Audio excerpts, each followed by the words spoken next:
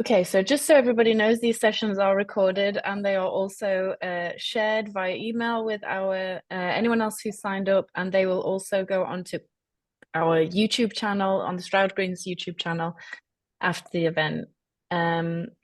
If you're just arriving, I'm Jenny and I host the sessions on behalf of Stroud District Green Party, and we're very grateful to you all for joining us for these sessions every month, and hopefully you have something that you can take away from them. So today's session, we're looking at what would a progressive migration policy look like. The mainstream media narrative is that migration is a problem, that they are deserving or undeserving migrants. Meanwhile, the tragedy of small boats continues, and multiple tragedies at every level of society. So today's Cloud Cafe, we're going to explore a little bit more about the wider political, climate, and economic context of migration, acknowledging that the world that we live in and many of the beautiful and beneficial that we have in our life come from migration. We have three fantastic speakers that are joining us today that will discuss how capital, information, and lots of other things travel with ease.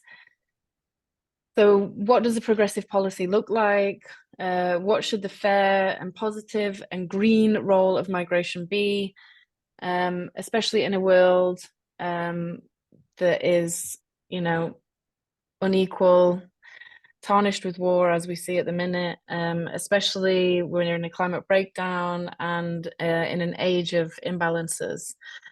So as always, we'll have our three speakers at the beginning, and then we'll have a lot of time in the second part of the session for questions and answers. If you have any questions, please feel free to drop them into the chat so that our speakers can see them and prepare their responses, and also so that other people can drop their ideas in there as well. So, kicking us off today, our first speaker, we have Judith Large, who's a founding member of the Stroud District Together with Refugees and a trustee of Sanctuary Breaks at Hills House, which is a registered charity offering respite and renewal time for refugees and asylum seekers. She's a senior fellow at the University of Kent's Conflict Analysis Research Centre, and she advised on forced migration project. She's worked on crisis response and recovery in war zones and during post-conflict transition setting involving mass population displacement and resettlement needs. She's going to talk us through some of that, what the impact is on today's society, and what the world looks like through her lens. So thank you so much for joining us, Judith, and thanks for kicking us off. Thank you. It's my, I would say pleasure to be here, but we all are probably a bit numb and terribly sobered by news and the ongoing challenges that we face. So it couldn't be a better time for this Cloud Cafe. Thank you very much. My task this evening is quite an interesting one. It's to answer the question, how did we get to here? So let me begin with scanning a little bit what here means, and then look at migration in a broader context, in a context which is historical and not lacking and devoid of meaning, people, stories, and experience, because we receive very one-sided messages about it, as you know, the way we're living now. And to do this, let's just ask simply, well, what is here? Here is, our country is the only one of the European nations to put people in indefinite detention. We declare people illegal when they arrive with the right, the internationally recognized right to claim asylum. We criminalize. We've had in the last couple of weeks very interesting developments about migration policy here. The Parliamentary Public Accounts Committee delivered a scathing report last week about the abuse of budgeting funds or the misuse of funds by the Home Office with their asylum program. They reminded us in the written version, really interestingly, and I hadn't known this, that in 2021, our Home Office apparently overhauled its what it calls Protection Transformation, Asylum and Protection Transformation Program, 2021, 4 core objectives. And here's the first one: improving the customer journey. I hardly have words. I really don't have words. But if we're going to talk about journeys, we know that by mid-December, there'll be a decision by the Supreme Court on this long, long looming Rwanda plan. A plan that's so outrageous, but the government's talking to both Italy and Austria about whether they might do it as well.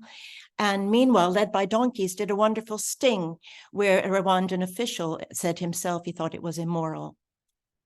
Here is a place where the British Red Cross is worried how many people are adding to the homelessness list because of the change in the number of days that you have. When you receive refugee status, you have to leave your accommodation that's been provided as an asylum seeker. It is recommended to be 56 days. I mean, having 56 days to find accommodation in Stroud, would that be reasonable? Probably, but it's long been 28 days and now it's been reduced to 7 days. This doesn't give people many options. This puts them in a terrific double bind. Asylum seekers aren't allowed to work. They receive a pittance to live on. Here is a place with a member for parliament, Siobhan Bailey, who is gleeful that the hotel near Dursley, housing young men from all over the world, is going to be closed, and the inhabitants shipped off to the Bibi Stockholm, a virtual prison ship. Now, that's something in itself, because to me it seems quite cruel, but it's also a misrepresentation in her press reviews of her constituents, because her constituents, who are pushing back with their own letters now to the news agencies and to the papers and to editors, saying how they've volunteered, how they've found intelligent people who are happy to play football with members of the town nearby, who help on building sites, who have musical talent. They are human beings. And it isn't the broad constituency that have wanted them to go.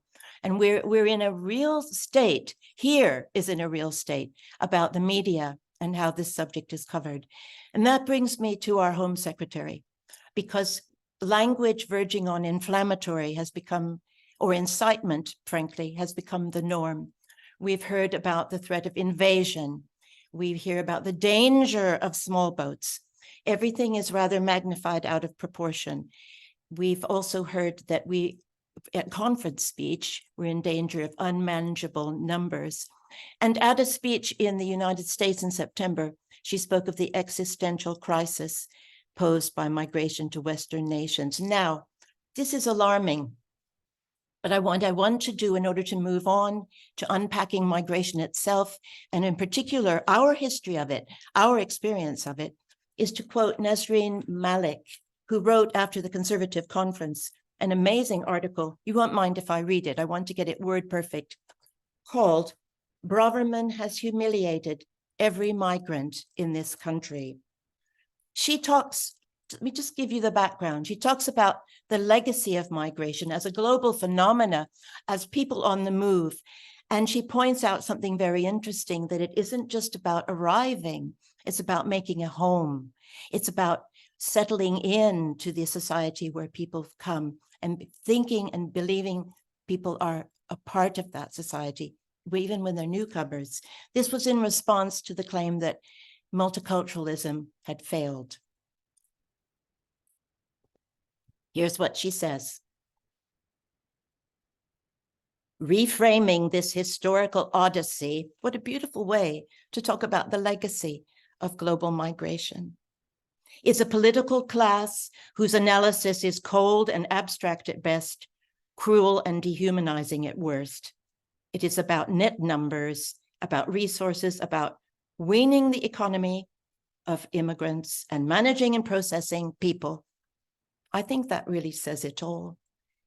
And at this point, it's probably quite good to open up to all of you. I've got my gallery view. I want to be a little bit interactive here and just ask 2 questions. One is a personal one. One is more like a Green Party quiz night. So the first one is, how many of you participating this evening have in your immediate family, maybe your grandparents, parents, siblings, relatives, who've traveled from country to country or from continent to another country. Thank you. I don't know how many of you have a gallery view, but this tells us something already. Migration is about people's stories. It's about their lives. We can talk about the numbers later if we want to, but let's go on to the second sort of quiz question. Is that all right? Are you ready? And please shout out the name or the number or the response, the answer. Between 1815 and 1914, which European country saw outward immigration of approximately 10 million people? Anybody? Ireland? No? Germany. No. England. Actually, it is the UK. So it's Ireland and England. I should have said nearly with Ireland. The United Kingdom saw outward migration of approximately 10 million people. Now, okay, well done, but this raises an interesting question. So it's not always people coming to us. We go places as well. We go in large numbers. So maybe it's actually quite difficult to separate out the topic of migration from things like colonialism, because where would they have gone between 1815 and 1914? Colonialism, economics, trade, development, and the quest for better life. It's a broad brush approach, but it's interesting. Now, between 1911 and 1914, in just 4 years, more than 2.4 million people left Britain for extra-European destinations. That's a lot. 2.4 million people. 1 million of those came back again.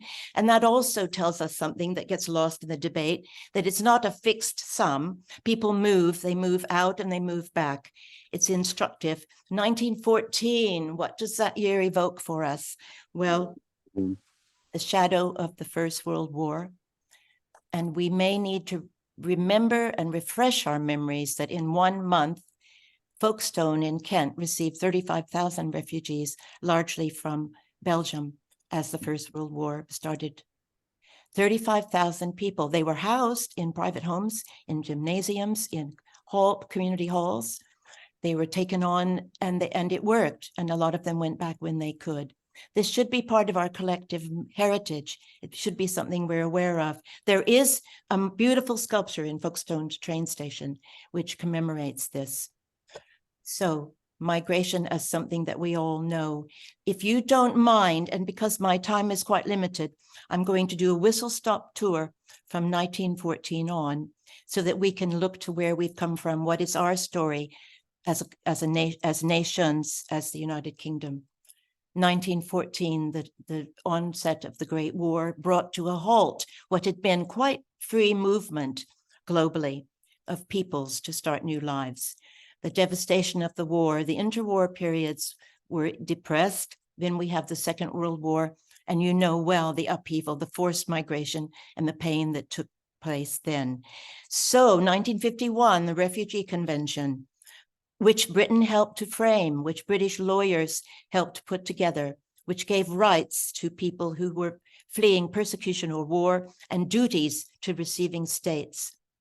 1961, the Refugee Protocol, also agreed and signed by nations willing to uphold the dignity and duty towards those who needed it as refugees. Refugees are one part of the migrant community.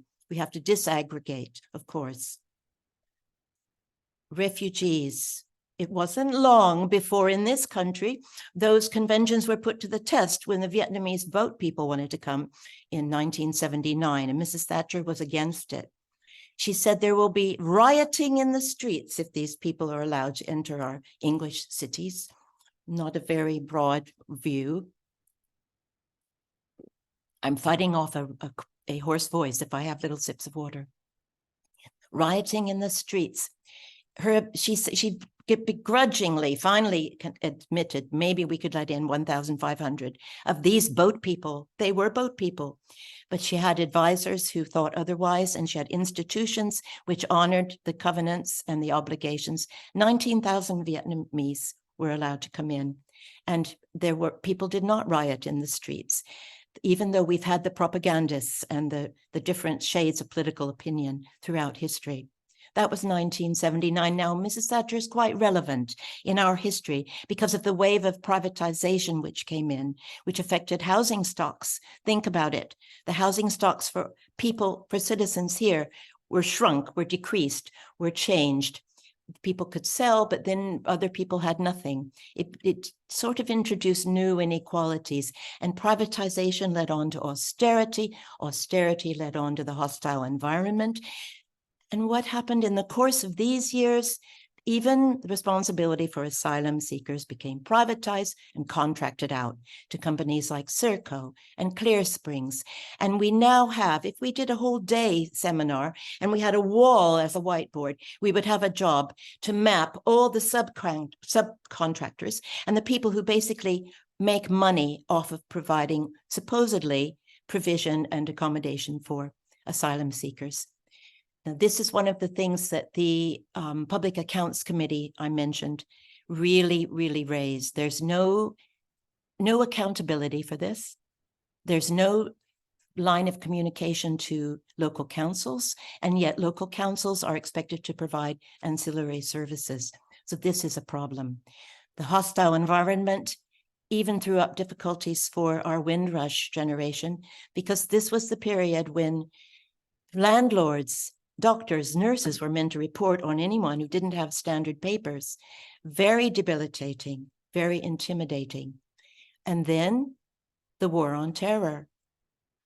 The war on terror, do you remember not so long ago, ethnic profiling, posters everywhere about be careful of suspicious people, ethnic profiling.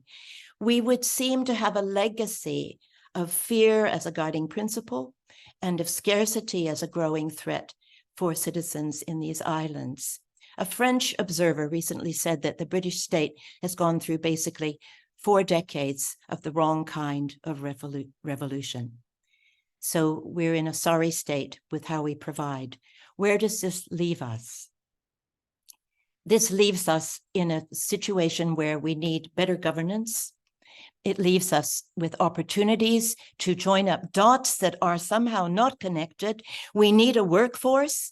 We're crying out for people in health, social care, within construction, in agricultural work, while others languish in hostels and wait for their decisions. Nesreen Malik mentioned that we seem to have fallen into a moral vacuum. I'm not sure it's that bad. I think people like you, people like me, a lot of people are fighting back, and it's something we need to do. And in closing, and I hope I'm nearly on time because I haven't been watching properly, there's a book that comes out tomorrow, so this evening is a very special time to have this discussion, by HAMDACHE, who is a specialist in the history of migration. And it's called How Migration Really Works, a factful guide to the most divisive issue in politics. He knows his numbers, he has his data sets. He reckons that 3% of the global population are migrants. That means they're on the move generally, and 0.3 are refugees. I find that quite useful for perspective, but he doesn't just do his quantitative stuff. He concludes with any discussion of migration should be a discussion of how our society should be. We should look at trends, at needs, at human beings, at how we need each other. And there's a lot of change to be made. Thank you very much. Thank you, Judith. Honestly, that felt like a roller coaster of emotion for me. 1 minute we're in absolute despair, and the next minute I'm feeling so hopeful for the future. It's the way that you take people through that, not only a timeline of history and like drawing on some of the beautiful, wonderful things that we've done, and also highlighting some of the absolute atrocities that we've been a part of. But some of the other things that you brought to light, you know, the one-sided media narrative that we're really fighting against, the use of language, and this whole being illegal as soon as that you arrive, you're almost on, you know, you're set up to fail almost with this in the UK. Like, that's how I feel, like whether it's with how you're treated in the media, how you're treated by the government, how every step seems to be getting harder and harder for people to do something which is completely legal and has always been an accepted part of migration and asylum and refugee status.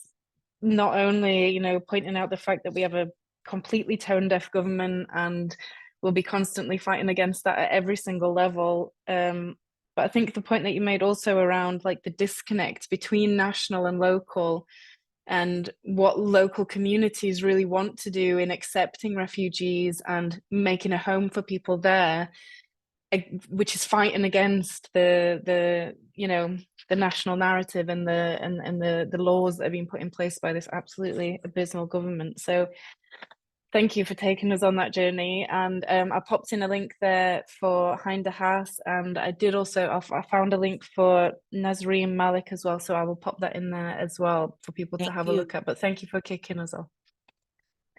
Okay, so our next speaker, some of you may already know, because I don't want to be the famous face in the Green Party, but he is a councillor and the leader of the opposition on Islington Council. He spent his career working in campaigning and in the third sector.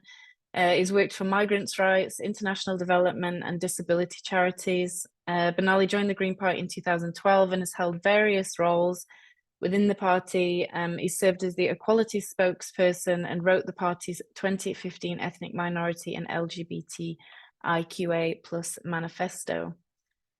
He's won campaigns on tackling workplace discrimination and homophobic PSHE guidance, and he was the campaign manager at the last London mayoral elections, the most successful in our history. And hopefully that won't be true for much longer because it will be even more successful next year. But welcome, BENALI. Thank you for joining us. And yeah, your time starts now. Thank you. Oh, it's really terrible hearing yourself being described, but I'll get over it. Just first of all, just lovely to be with you with the wonders of technology. I know not the purpose to talk, but just to say, you know, Stroud Green Party are an inspiration to us all over the country. You guys have been successfully contesting elections in a major way and seeing the work that's happening locally with you running the council in collaboration with the Lib Dems and, well, not Labour anymore. But it is something that inspires us, and thank you for all your hard work, because I know that's not done in a bubble. I know lots of people spend lots of times door knocking and leafleting, so thank you. And you know, I do think it does contribute towards the issues that we're talking about today, because I would say this perhaps as a Green Party person, but I think the Greens doing well is the perfect antidote to all that toxicity that we've just been talking about. The fact that people are voting Green in towns, in rural places, in places like Islington, you know, are proudly progressive policies. It shows that voters actually are far higher than the kind of what the Daily Express or Suella Braverman believes of them. They are voting for a party that has a holistic worldview, an authentic worldview, and we're doing it by showing that we work hard and we care. So yes, wishing you lots more success and us all over the country, because it is, like I said, the perfect antidote to all that UKIP nonsense. I just wanted to kick off a little bit with my personal story, because I think it's integral. Well, it's very related to what we're talking about. So HAMDACHE is an Algerian name.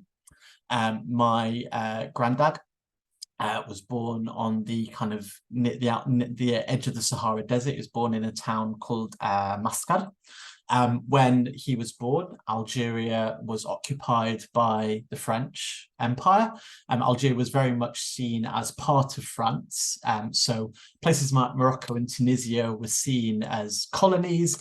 Algeria was seen as another department of France. So it's like imagining that Algeria was another county, say just next to Cornwall. Now, my grandfather got involved in campaigning peacefully for the rights of Algerians under the occupation.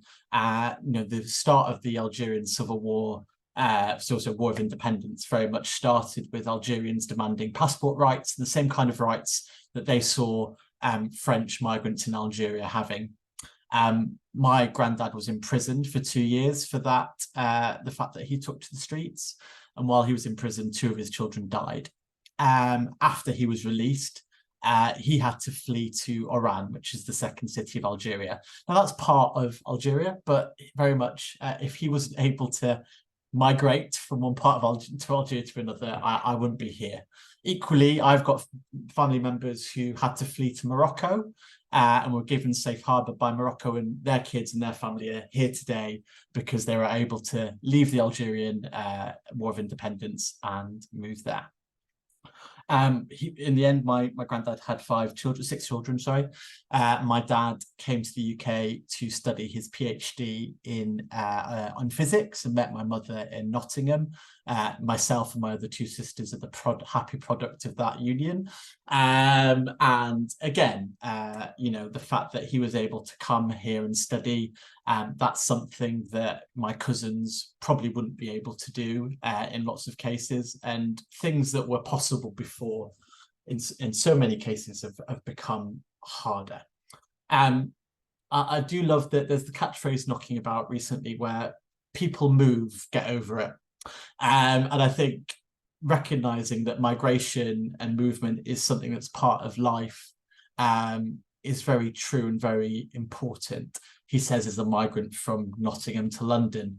And we can see how opportunity, how love means that people do move. One thing that I think is really important about Green Party policies is the understanding that, yes, migration does happen. B, that we want migration to be a positive choice. And I think it's really important that we recognise that we are the only party that seriously talks about tackling forced migration, and meaning that people aren't forced from their homes, not by choice. We are the only country, party in this country, in England particularly, talking about stopping the sales of weapons to regimes that break international laws. So how many refugees and migrants do we create by selling weapons to Saudi Arabia, which bombs civilians in Yemen? How many refugees and migrants have we created by our interventions in Iraq in an illegal war that definitely radicalized me as a teenager? How many deeply oppressive regimes do we support and back by selling them surveillance technology or giving them international aid or ignoring their abuses, from China to Egypt? And how many people have to flee because of those oppressive regimes? How much does our extractive economic system mean that people in the global south lack opportunity? How much do our businesses and corporations trample over workers' rights and contribute towards making countries less stable and less welcoming places? I mean, it wasn't long ago that we found out that HSBC were helping the Mexican drug cartels launder money. I think we've all kind of passed that one by. We've known for years that Coca-Cola and other big corporations mistreat their workers. I'm sorry, and I must confess I'm as guilty as anyone. My iPhone and the workers' conditions in places like China and Taiwan that mean that workers don't have a fair salary or fair opportunity. And I think Green Party policy is recognising that A, we have to change all these things so that migration becomes something that people positively choose. And ultimately, most people would much more preferably live with their family in happiness and solidarity in their own communities and prosper. And actually, when we look to a world where migration is much more of a choice, I think we might be looking at a more stable and settled world otherwise.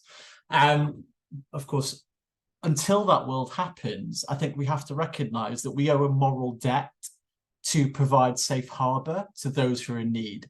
I think right now, I think there was a legal case even today where someone who had worked as an interpreter for the British Army in Afghanistan has had to sue the British government for his right to stay in the country. We are abandoning people who fought for us, who worked with us, who sacrificed everything in Afghanistan, and we're abandoning them to the Taliban. And right now, Pakistan is evicting over 1 million Afghan refugees back to Afghanistan because we've left it all to Pakistan, and Pakistan is destabilizing as well. the problem is our policies and I think this thing, I think we have to recognize as well that what was possible even 10, 15 years ago has been deliberately feels impossible. You know, we had to fight with Suella Braverman to keep the idea that detention of children is wrong, and actually detention of children refugees is creeping back in. A Labour government banned the detention of children refugees. That's where all the backsliding is. But I'm here to give us some hope, actually, and I'm here to not dwell on what is, but to talk about what could be and what could be instead. I think I'm going to talk briefly about a point-based migration system, because we talk about this a lot and it's kind of accepted by the media narrative that actually a point-based migration system is wonderful. And I want to talk a little bit about the green alternative to it. Now, a point-based migration system gives people special points for being well off or being highly educated, and then gives them a visa to come work here. It's very interesting. We've had 1 million people under Boris Johnson come to this country, but they're not exactly the workers that this country needs. We have a huge shortcoming of people who are willing to work in social care, who are willing to work in farms and agriculture. But according to the points-based system, these are unskilled workers. And so they don't get very many points at all. So instead, what the system that we have with the point-based system is we give lots of money to points to lawyers and, you know, very high-skilled people, while simultaneously turning away the people that we most desperately need for our economy. The Australian system is very restrictive. And so what they do in Australia is they create a points-based system where if you have a special type of job that has a shortage, then you will be rewarded. The problem is they only realise what jobs they need until there is a shortage. So there was the odd spectacle 2-3 years ago where Australia was desperately in need of barbers. And if you were a barber, you suddenly got however many magical points and you were top of the list. They had to import 20,000 barbers into Australia to try and deal with the, you know, barbershops were closing down. When you have a points-based system, you artificially throttle the system, and you only realise that you lack certain workers when it's too late. We saw it manifest with the road haulage system. When we're desperately looking for anyone who would drive a lorry to try and get through Brexit blocked ports. Freedom of movement's kind of beauty was that it created a flexible marketplace for workers, and it meant that workers had rights. And this is one of the big problems with the new regime.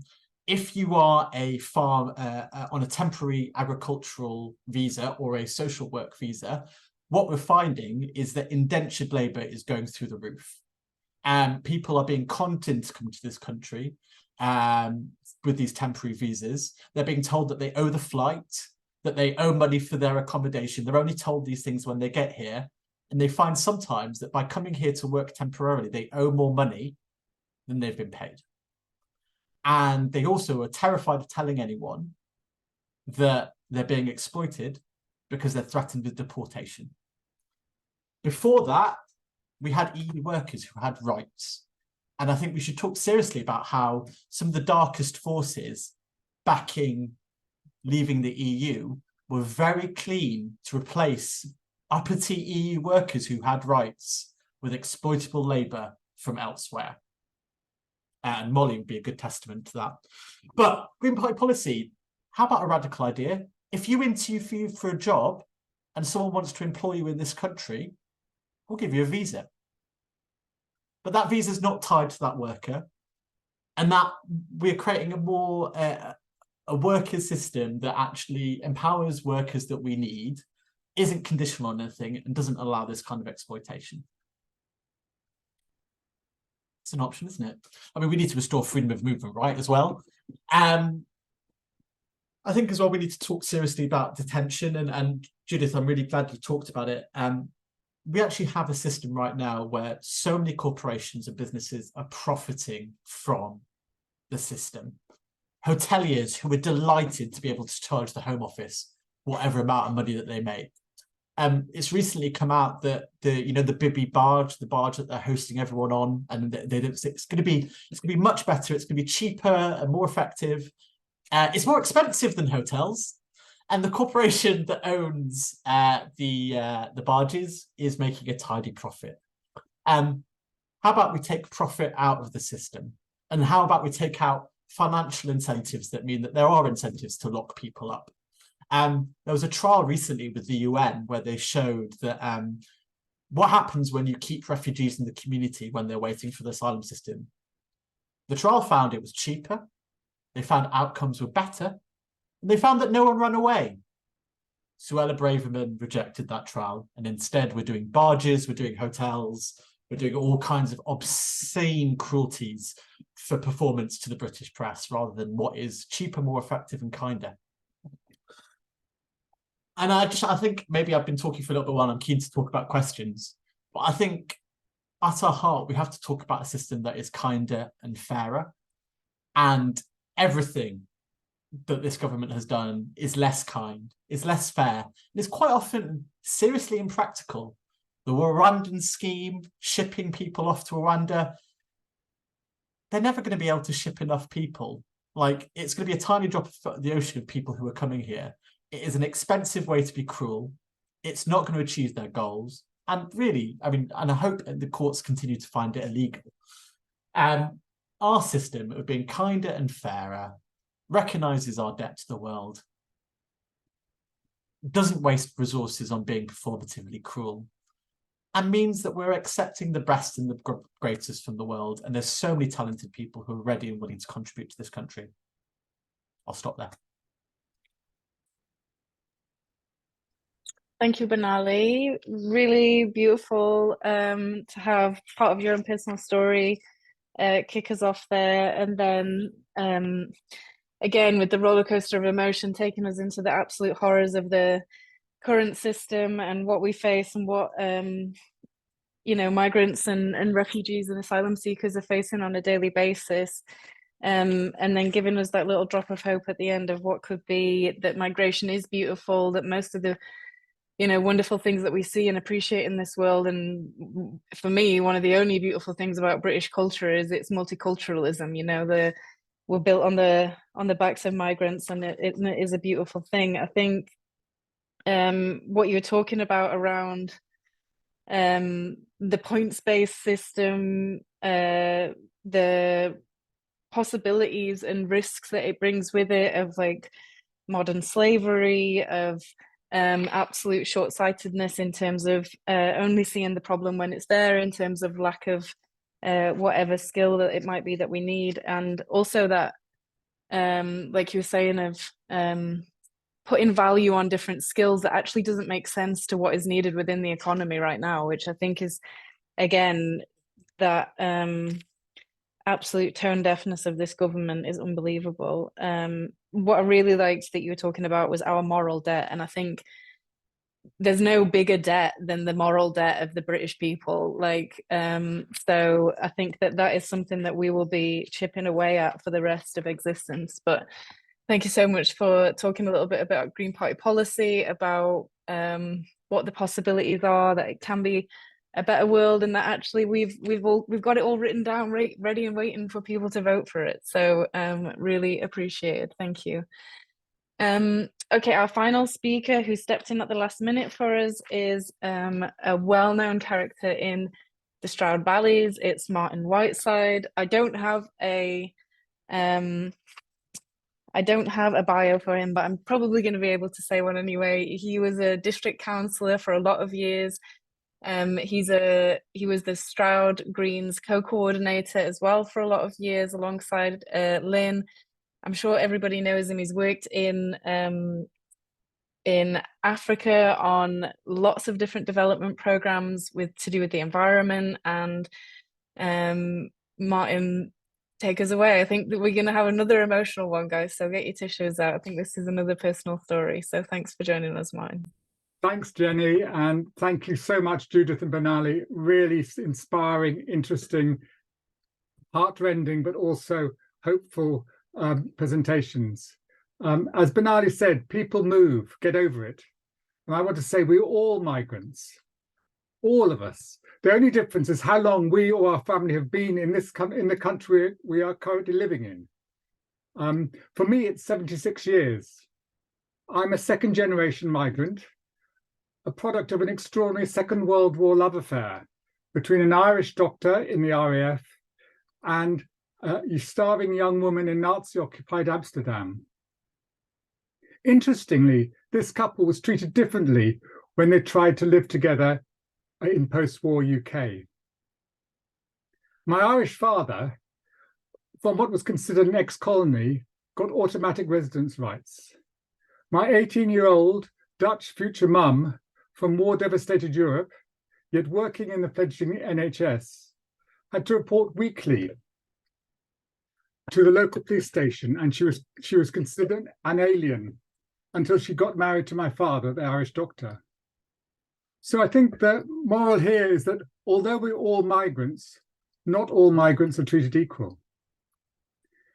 Just recently, I've become amazed that some of my 20 and 30 years or something year old British nephews and nieces seem to have the right to spend a year or more working in Australia and then can get residency, while people arriving in Australia from predominantly black and brown skinned countries much nearer to Australia than we are get incarcerated on a penal island in the Pacific. And we in the UK are equally unfair and racist in who we do and don't welcome. It's not just and it's not humane. Bizarrely, in our market economy, dominated economy, it doesn't even make economic sense. So it's crazy. It is based on prejudice, not on any sense. I think in many ways this is a crisis and an opportunity. People now and in the future need to move because of climate change, rising sea levels, age imbalances with some countries with many older people wanting care and others with younger people wanting work. And sadly, on top of this is economic collapse, war and oppression. Lest we forget, we may all be migrants in the future. So what would a humane and positive migration system actually look like? Well, I think firstly, we need to think global, even if we act local.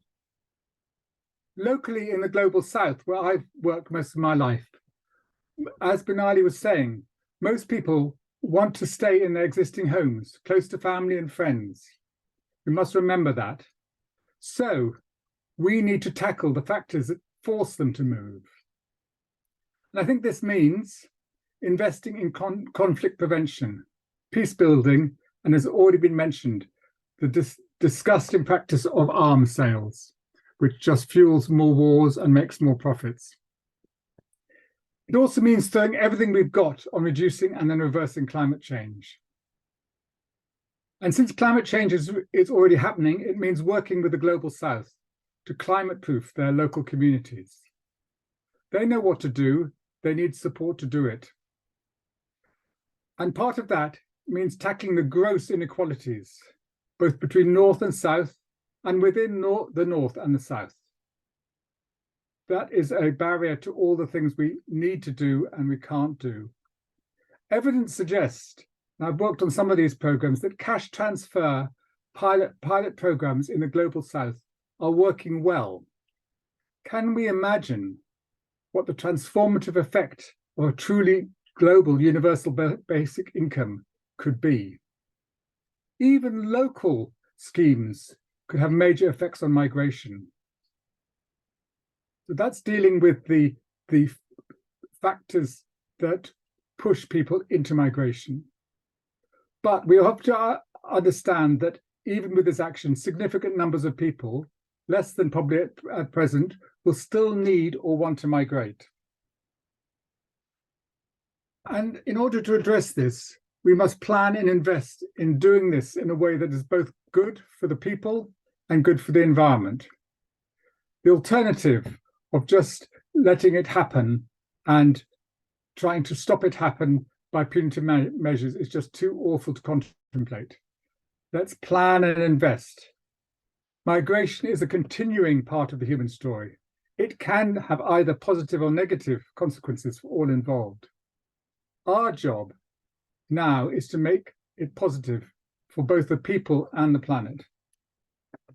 As part of this, we also need to support good remittance systems. We've only started to realize recently how actually current remittances being sent home from people who've migrated far outweigh all the global aid programs in existence. So enabling successful migrants to support their communities of origin. And if they want, as BENALI mentioned going back, if they want to invest to return home when the time is right for them. So this is recognizing both that people may well at the right time choose to retire back in the country that they still consider their home, and that is a right that we should try and facilitate and respect. Lastly, I think we need to ensure that any system that we have does not discriminate. That means exactly avoiding the points-based system that BENALI was talking about. And we must end our inhuman policy where migrants from some places or migrants using prescribed routes are supported, while others are left to either drown or are criminalized if they survive and get to our shores, as Judith was talking about. The accident of where you were born should not determine your life chances. Of course, international refugee and asylum definitions are right and are vitally important, but I believe they should be seen as a minimum protection rather than the maximum that they're often considered, and we don't even reach the maximum in this country. I believe we should aim for a world where everyone, without distinction and without discrimination, should be able to live, to work, fall in love if they need, raise families, and grow old where they choose, where they feel safe, and where they are able to contribute and live sustainably. And that, to me, would be a measure of a truly green society. Thank you. Thank you so much, Martin, for finishing us off there. I think the story, like you say, the migration of love migration is another beautiful part of the migration story. What you said about migration as part of the human story, something that's happened since the beginning of time, whether it was for climate, for the time of year, for food. People and families have migrated as long as the humans have existed. Something now that we need to consider, like you said, Martin, that this doesn't need to be just a positive experience for people, but also for the planet, and to make it a system that doesn't discriminate. As we look at the reaction that we had to, let's say, Ukrainian refugees in comparison to other refugees, and why that is and what that looks like, and the fact that really it's a racist system that is in place today, and some of the key things that I think all three of us presenters have talked about today, investing in stopping the crises that we cause in the first place in other countries through our interventions in war, in arms sales, in many different things. That's what we need to look at. That's part of the problem. Also seeing it as an opportunity to tackle the climate crisis. And what you said, Martin, about I'm such an advocate for universal basic income. A global universal basic income, like, let's just put all of the budgets that we use all of the awful budgets that we have in all of our awful countries, and group them together and put it into a positive thing like global universal basic income, and some of the problems that would be solved from that. I'm not saying that everyone would stop migrating, but so many of the people that are desperate to stay in their country of origin and want to stay at home with their families, that would then have the opportunity to, because of an opportunity for economic prosperity, would be amazing. So yes, okay. I've got one question from Lynn. I'll go to the questions. I'll stop talking, and Anybody else, if you've got a question or if you've just got a comment, something that you'd like to say to any of our presenters, then just put your hand up and we will happily go to you there. I'll go into gallery mode. Put your cameras back on if you want to show us your lovely faces, but I'll go to Lynn first. Lynn. Hey, Jenny, thank you. Yeah, I think the way we dealt with people from the Ukraine, which I support, is going to prove to be very different than how we deal with people from Gaza. And I'm just wondering if any of our speakers can address the issue of, is anyone right now even talking about basically millions of refugees that we're creating in Gaza with the war and the bombing. We're destroying people's homes, their incomes, their farms, we're killing their families. These people are not going to be able to go back to Gaza, may not want to go back to Gaza, they have nothing to go back to. So who is dealing with the fact that we're going to have so many more refugees from that one particular country because of this massive bombing campaign that is happening? Thanks, Lynn. Yeah, let's go to Judith first and then to BENALI. Okay. Yeah, if I'm not incorrect, Lord Dubs has led again on, to try to put legislation together to try to make a framework for family reunification and children, and to actually act on it, to bring people out, because the British government's been slow to act on anything on the Gazan side. I'm afraid it took ages for people to get out, to have the recognition diplomatically of their rights to be looked after. So there are a lot of overlapping discussions between NGOs, solidarity groups, and lawmakers, and so far falling on deaf ears. But the efforts are beginning and are underway. That's maybe all. BENALI, would you agree, or do you have anything you'd like to add? Yeah, so I was going to say that there are particularly the family reunification side. So people who might have connections in this country, with the Ukraine scheme, if you had a grandma, a grandparent, a cousin that you wanted to bring here, you could bring them.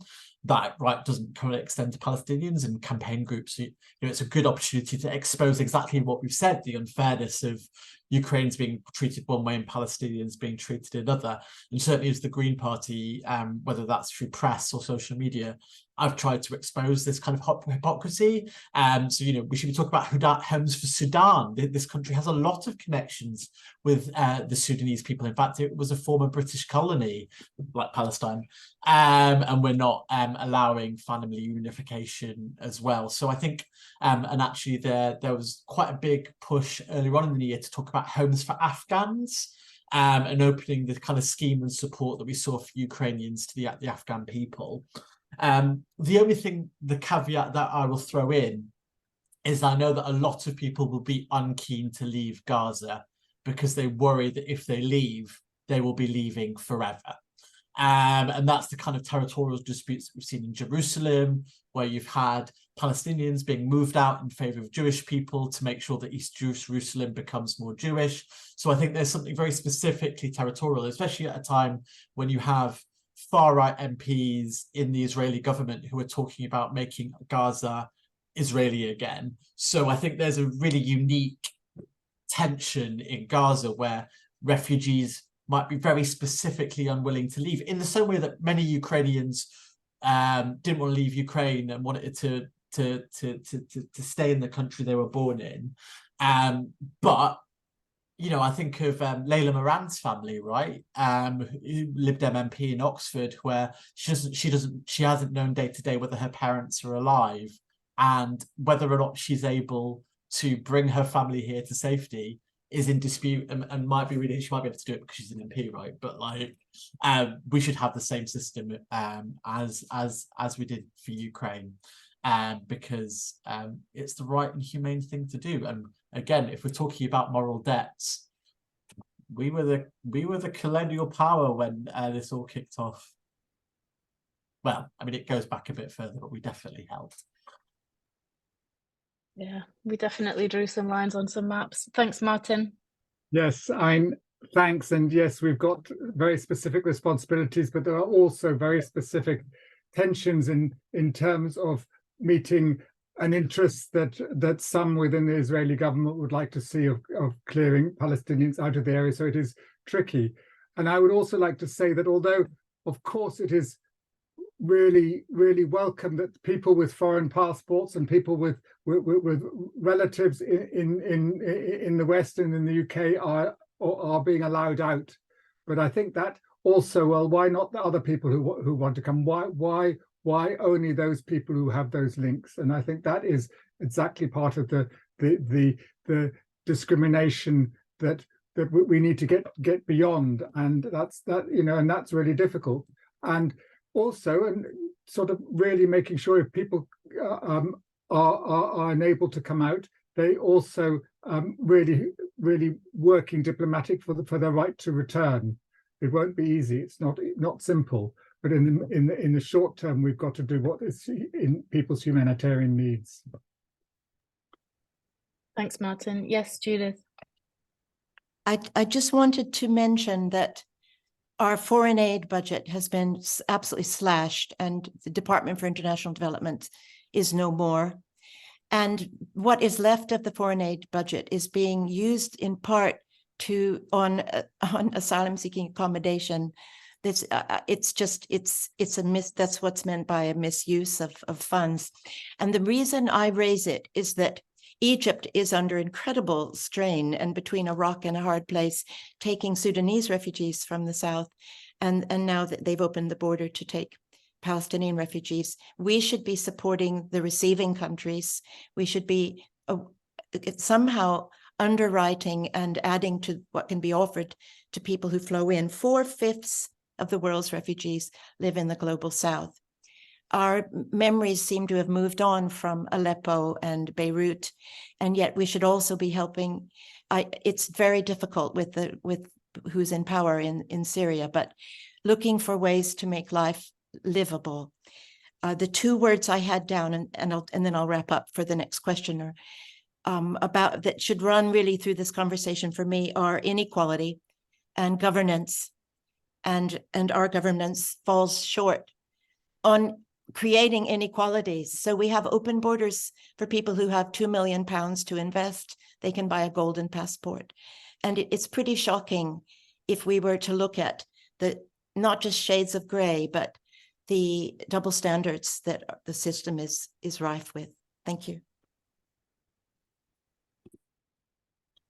Thanks, Judith. And any of our speakers, just unmute or hand up at anything at any point if you want to come back on any of these questions. I think this is a really important discussion, and I think what you just said about the neighboring countries, it's like a huge portion of refugees actually just go to a neighboring country. They don't make it any further than that, and it's those countries that, like you say, are often unprepared or don't have the resources and support in place and structures in place to be able to properly support the amount of refugees that they take. Really also an important thing about foreign aid and us supporting those countries as well as the ones that are actually in crisis. So thanks, Judith. So I haven't seen another question in yet, so I'm going to be very cheeky as chair and ask a question if I can. So at a local personal level, what can people do to get involved, not only to support the sort of current crises that we face, but the ongoing crises in Sudan, in Yemen, in endless countries that we could name that have been going through crises for years and years? Like what is there that we can get involved in at sort of a political level or an activist level that can really make an impact? Yeah, BENALI, you can kick us off. Thanks. Great. Yeah, no, I love this question.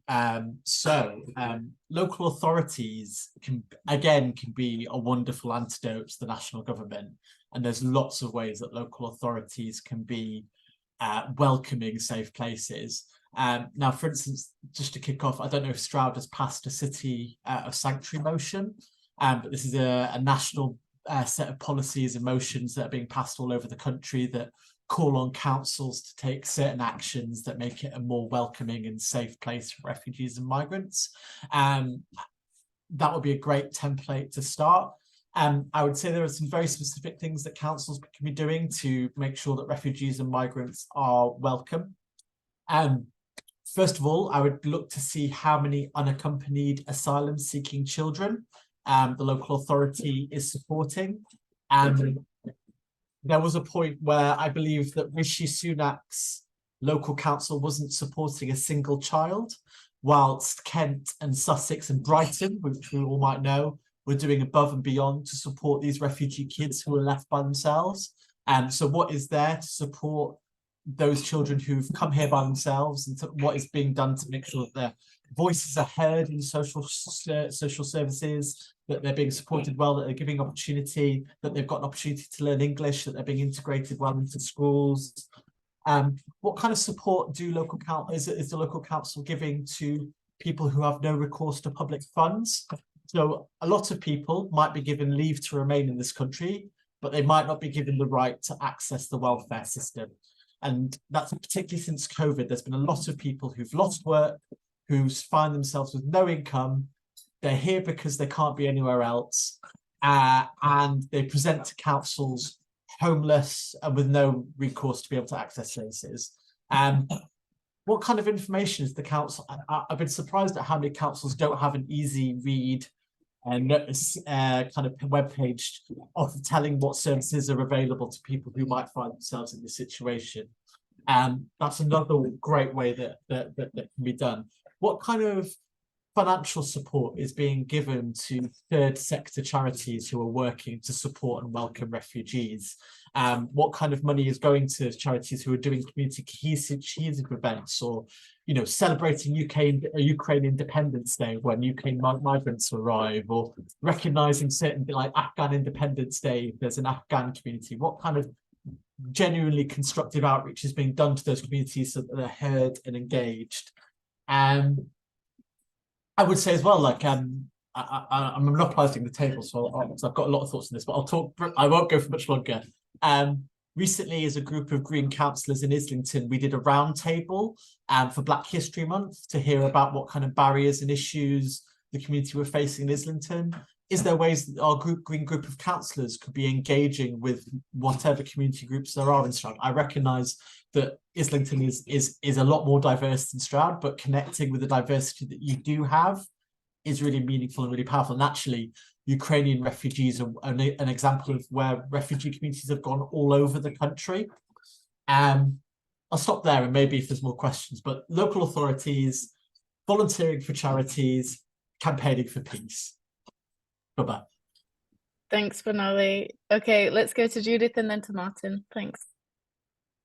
Yes, thank you very much, BENALI.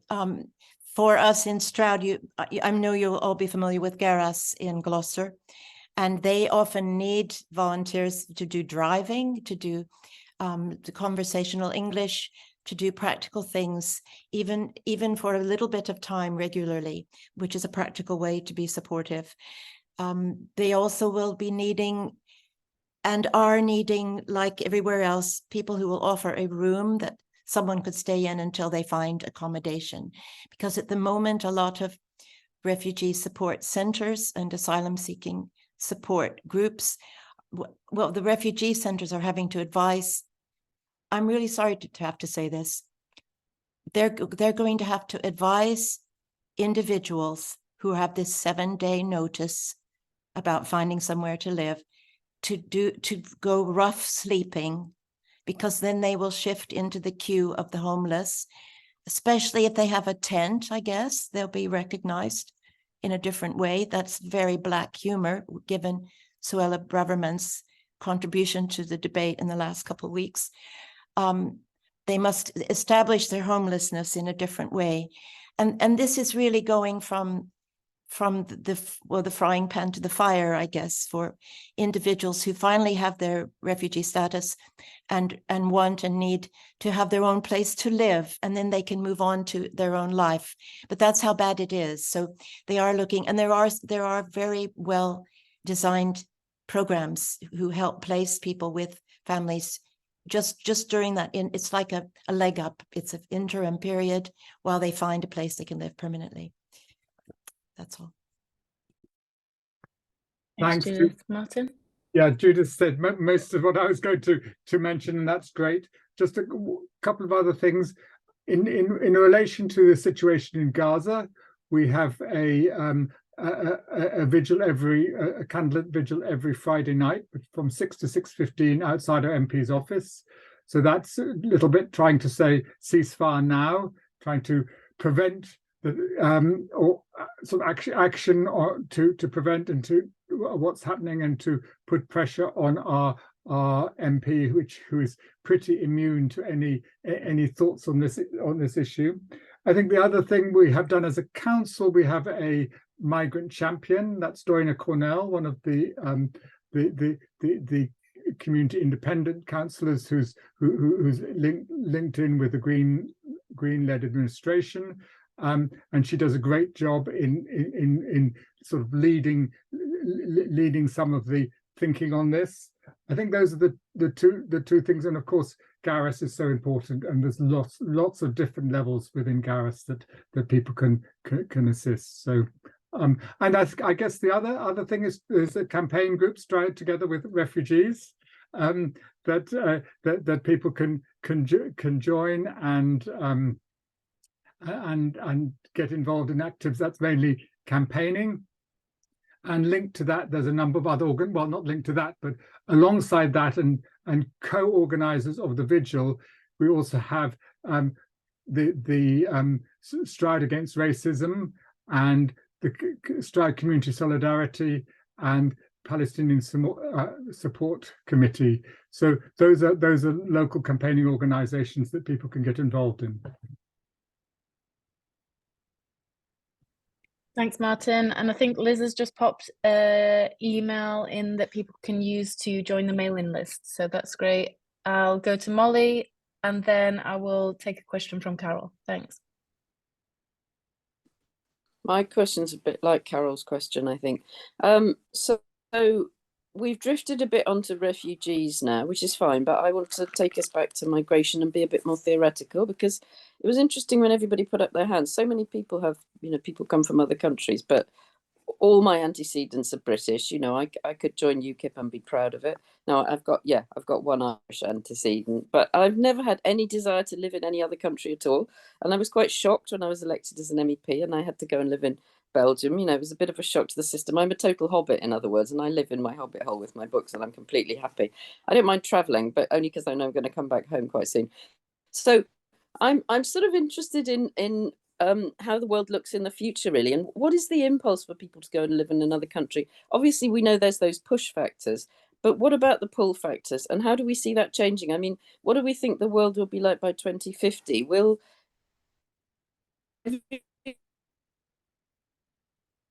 around to all the time, more widespread. I just wanted to ask a bit more of a theoretical question like that, because I think when people are negative about migration, it's because what they're thinking is, oh my God, there are 100 million people in Nigeria and they might all come and live here, or something like that. But, so I just wanted to ask as people who know a lot about migration and why people move to live in different countries, how do you see this developing over the next sort of 20 or 30 years? Thanks, Molly. Okay, any of our speakers want to go on that? Judith, okay. Fools rush in is that old saying. Wasn't there a song as well? We can look at trends. We can look at long-term trends, which include environmental degradation and political instability, and then the future of work itself.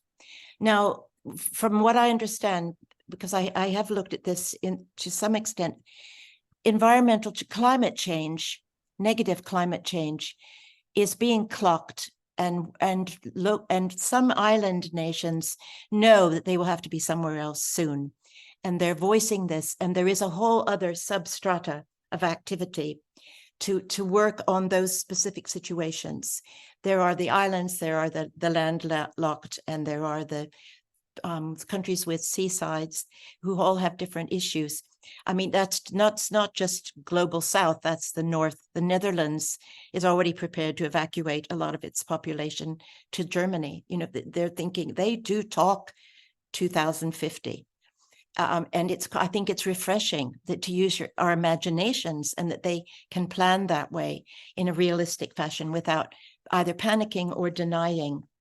Geopolitical instability is a huge one, and that refers us back to the previous beginning conversation that we were saying about we need to link in to these other parts of the world. We need to add positive benefits and possibilities to them to support refugees, because the political instability does cause conflict. Environmental shifts can lead to political instability. There are all these wheels within wheels. The future of work we're only just beginning to think about. But I do want to add, and I believe very much in what was said about the workforce, and we need to change any kind of offering or point system to involve the whole spectrum of work now. I just want to add that there are doctors and physiotherapists and lecturers and engineers sitting in hostels now as well, and that it shouldn't be our bias, our automatic bias, that everybody is going to be unskilled. So that's just a little side point. We can't say about the future of work unless we look at, again, we come back to the way we see our economy, unless we are prepared to think in terms of consuming less. And you're an expert on this type of thing, Molly, on changing an economy away from growth. So that if there were movements that way, if the haves and have-nots weren't so drastically apart, we might see the possibility of migration being more manageable by 2050. Nobody knows. There is evidence that seems to show that development itself is not an incentive for people to stay places. And when I raised that question about how colonialism might be part of the migration debate or looking at it, I think the whole way we look at migration is also open to charges of, I have to tread carefully here, but of being neo-colonial, or that it's something that happens to us. Not this group, but the way the field is sort of set up, that it's something we're worried about because it upsets the Western countries. But the global South would have a lot to say, surely, about losing huge numbers of their own populations, about brain drains, about the demographic implications for them. So maybe the whole study of migration will need a shift, and we need to include different voices, more voices, and be sort of broader in how we tackle the question. Okay. Thanks, thank you, Judith, because you've given me some time to quickly Google some things. This is the thing, right? You know, Suella Braverman threatens the idea that, you know, 3 billion people are going to move tomorrow if we dare have a bit of a slightly kinder, fairer system. And there is, you know, I think, you know, Suella's kind of comments betrayed a kind of a sense of kind of cultural imperialism, as if all 1 billion Chinese and Indian people want to move to this country. What should we look at? Well, let's look at the rates of Americans and Brits that move abroad. So is it, I think 50% of Americans have never had a passport. 40% of Americans have never left the country. 11% of Americans have never left their state, incidentally. There are 331 million Americans, and they have the most powerful passport in the country, in the world, one of. It opens the most doors. There are 9 million Americans who live abroad, out of compared to 331 millions who live in the USA. Let's look at the UK as well. So we have about, I think, UK population is 65 million-ish. Don't quote me, something like that. There is about 4 million Brits who live abroad. And we're not doing particularly well right now. So I think there's quite a lot of reasons why Brits might be leaving. So I think when you start to contextualize, well, how many people, we know that not every Brit or American is leaving this country with the opportunity that we have. So I think it's fair to equate that with opportunity, with a fairer economic system, with less war, the rates of immigration from those countries would massively decrease. Now, of course, there's a little bit of finger in the air. But, you know, I think the idea of, I think about why my dad came to this country. My dad's family in Algeria actually post the War of Independence were relatively well off. and some of his sisters stayed in this country in Algeria and made a family and a life for themselves. He came to England because he loved Elton John, and he loved English culture and loved English music. And he never imagined coming to settle in this country, but he did because he met my mother. And I think those are the stories, like, people come to experience, they don't always come with a plan. I slightly regret, actually, I never went abroad. I had a year placement with my uni, and I had a choice between working for the NHS in Birmingham or spending a year doing research at Sorbonne in Paris. For some reason, I chose another year in Birmingham, and maybe we should question every decision I've made since. But I think people go for a sense of adventure. They go to meet cultures that they've idealized and they've been excited about. If Japan had a more flexible migration system, I think a lot more people might move to Japan, actually, because a lot of people are really interested and fascinated in that culture. So yes, not everyone's going to come to this country. Lots of people are interested by different things. When we look at countries that have greater opportunity and greater development, the rates of migration are much lower. And I think when we tell little funny stories of my dad falling in love with someone or me declining a university in Paris, those human stories, I think, are what actually help people realize that these contextless scary numbers or the scaremongering that we feel, they're the perfect antidote, because everyone knows someone. And whether we can tell a story of a Vietnamese refugee who came here after the Vietnam War, or someone who fell in love with someone in Australia and didn't come back, I think of the biggest social change in history, and that was the attitudes towards gay people in the Western world. The way that we've seen such a U-turn in countries about gay marriage, about decriminalisation of homosexuality, is because suddenly everyone knew a gay person, and it became a lot harder to discriminate against an abstract person versus Tony, who you knew from school, or Sarah, who was at the office, or Edward, that wonderful romantic story you saw on the TV. We need the same thing for refugees and migrants. We just need to normalise it through stories and connection, and we need to give the platform to those people to tell their stories. Thanks, BENALI. I'm just going to go to Martin, and then I'll go to Judith. Thanks. Yeah, totally support that. Human stories is what it's all about in many ways. We are, migrants are humans. They all have their different stories. I think many, like Molly, would much prefer to stay at home, and they're forced out. Sometimes when they're forced out, they then fall in love, or for other reasons, whether it's Elton John or other reasons, don't come home. I did quite a few years ago, I did some research on the informal migration between Mozambique and Malawi and the informal trade around that. And when I reported it back to the two governments, I thought that there were many people moving from Mozambique into Malawi, and I was and there during the war. But then after the war ended, more and more people moved from Malawi into Mozambique, and and many Malawians moved into Mozambique. And I thought that would be sensitive to the Mozambique government when that was presented. But actually, the people who kicked off about it was the Malawians, because they were so upset that people were leaving their country, and that was a sort of a shame. And they also felt that they were losing a resource and many other things. So how it's seen in other areas is very different to how we see it here. So we mustn't forget that. The other big thing is with climate change.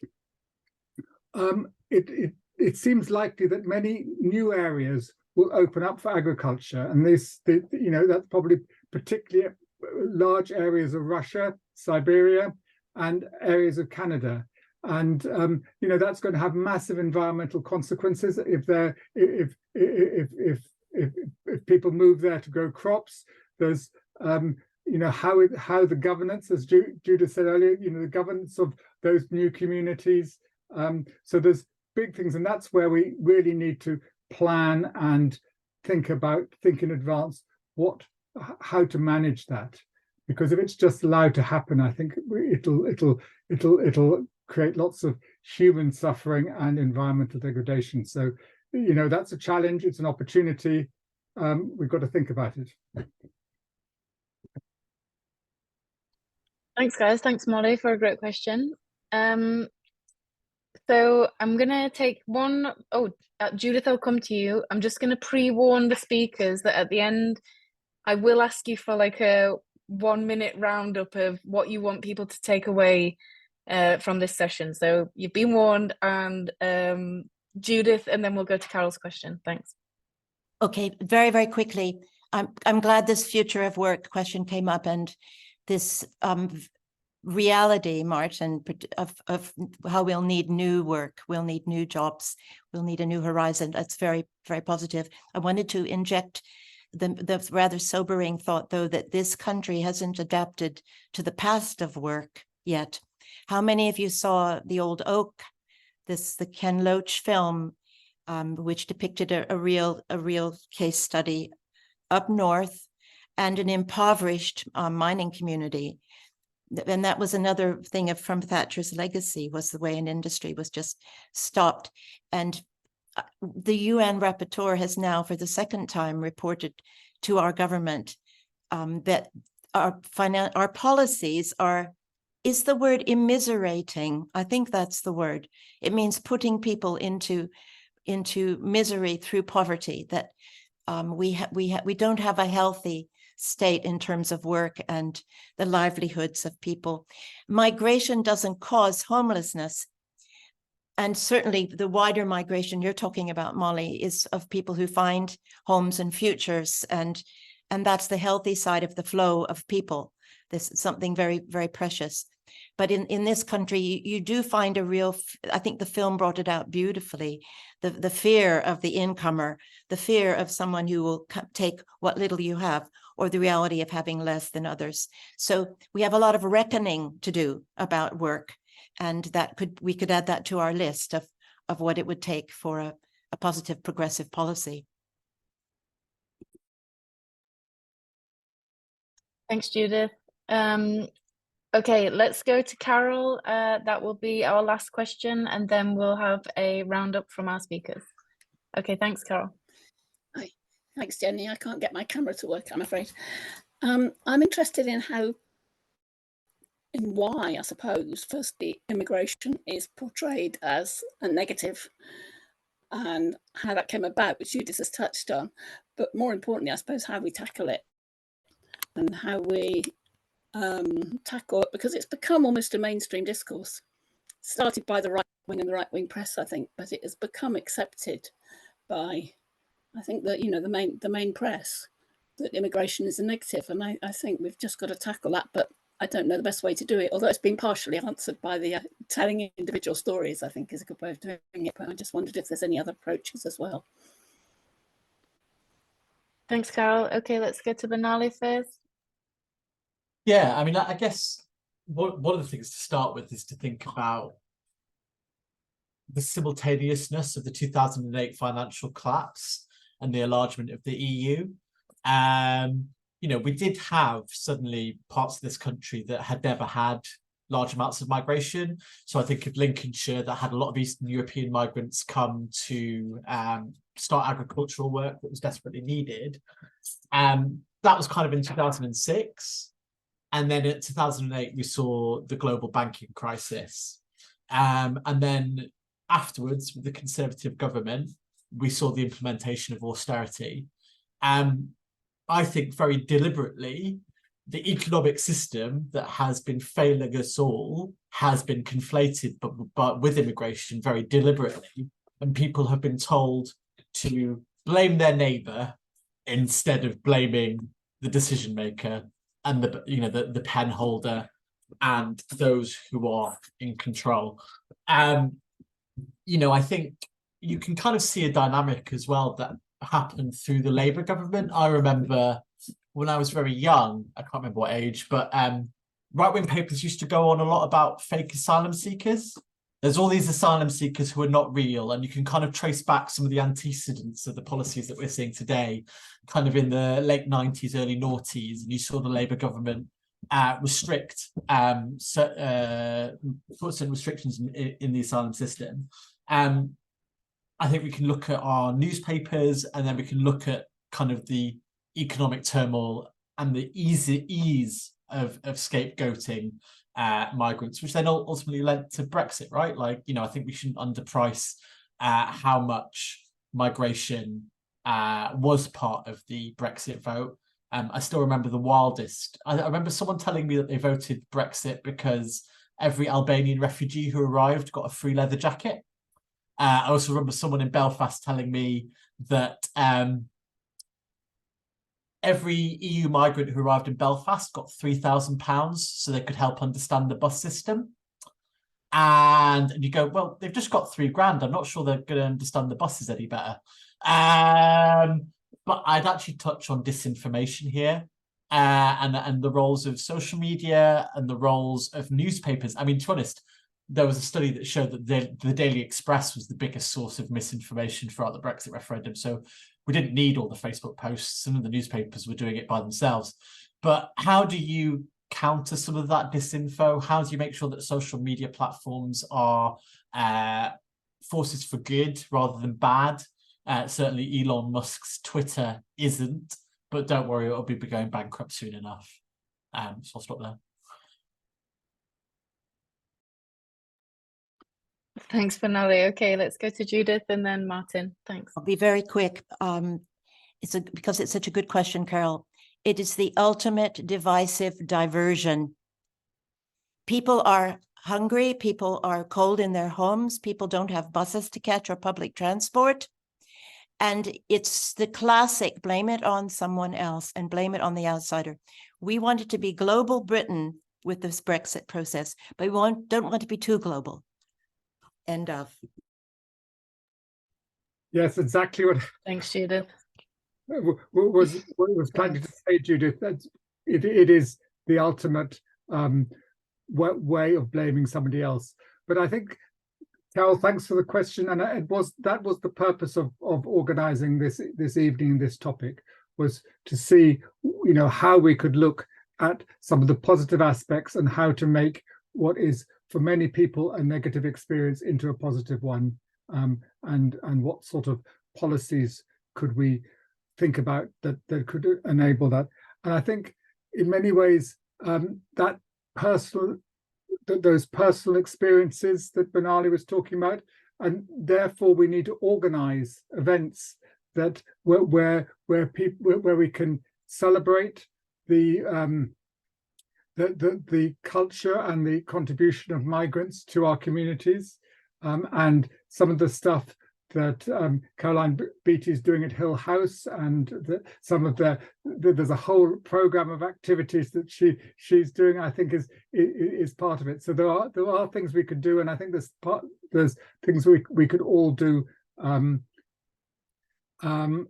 local councils can do, parish councils, town councils can do, to try and celebrate in a way that doesn't expose the range of cultures within these smaller communities. So, you know, but it is a wedge issue, and it'll go on being a wedge issue while we've got this government, unfortunately. Thanks, Martin, and thanks, Carol, so much for your question, and thanks to everybody tonight for your questions and for engaging in such an important discussion and conversation, and something that we hope that you all take home and continue to have around the dinner table and in your own communities, wherever that might be. So finally, we're going to ask our speakers for 30 seconds on what do you want people to take home from this discussion. If it's one thing that they say to their friends about the fantastic cloud cafe that they went to last night, what do you want that to be? And I will start with Judith, because she's unmuted herself. So thanks, Oh, Judith. that was so I wouldn't be caught muted.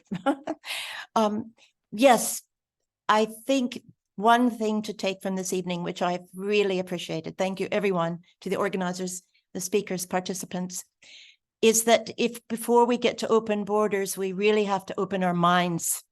So talk to people, engage them. Don't sort of hesitate to mention an inflammatory headline or someone you've met or an experience or a story that you've heard of. Agitate through communicating. And yes, let's keep this up.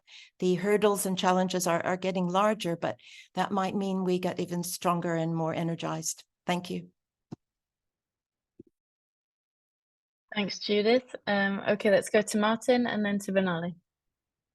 Thanks. I'd like to lead people to thought that we're all migrants, even Molly. Somewhere in your background that people will have all been migrants, and we may all, our families might be migrants in future. So that's the first thing. And I think one of the things that attracted me to the Green Party many years ago was that the Green Party always try and look and deal with the underlying causes to problems, not just the solutions.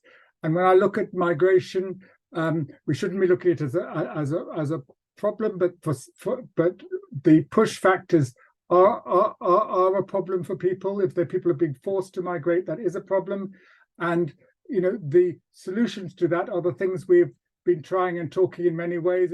It's things like we continue to work on climate change, it's inequality, it's the arms trade, it's actually taking peace building more seriously than waging wars. It's all those things we believe in other ways, and those are important parts to dealing with the worst parts of migration.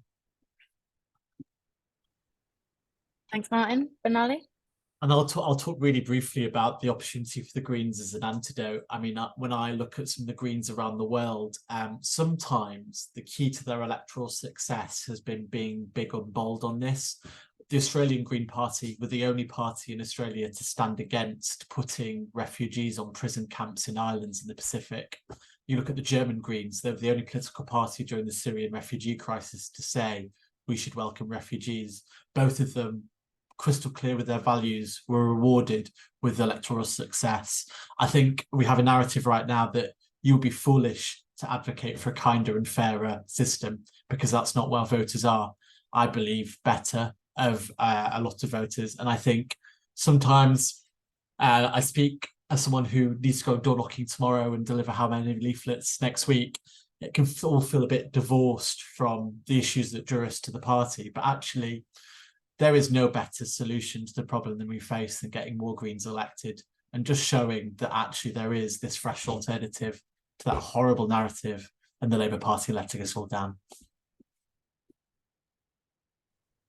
Thanks, BENALI, and thanks for saying it, because I always say I shouldn't say it, but then I always do say it anyway. Like, stand for council, be a councillor, get out and door knock, deliver some newsletters, get into politics, be a general election candidate wherever you are. I know you're not all in Stroud, so do all of those things, get involved, study it, love it, and let it be a part of what you do and what you believe, because having knowledge is power. Like, really, that is the case. You know, a lot of us here won a vagina lottery. That means that we need to check our privilege every day and just get involved in a community, give your time, give your kindness, befriend people, build a community. Communities is really what can, you know, take on this national power that is so debilitating and draining on what a positive society could look like. So there is a better world. It's definitely possible. I'm sure if anyone needs a laugh after this, then Molly's link will probably make you do that. So click on the link there. But thanks for joining us as always. There's another one in December. Please donate to Stroud Greens. There's a lot of work and effort goes into this. I'm not going to pretend it's all me by any means. I just turn up on the day. Elizabeth, she's fantastic. All of our speakers who join us, we so much appreciate your time and your effort, and really everybody who comes here asks questions, learns things, and yeah, just being a part of it is really special. So thank you so much for being here, and have a good evening, everybody. Bye guys, thanks so much. Thanks.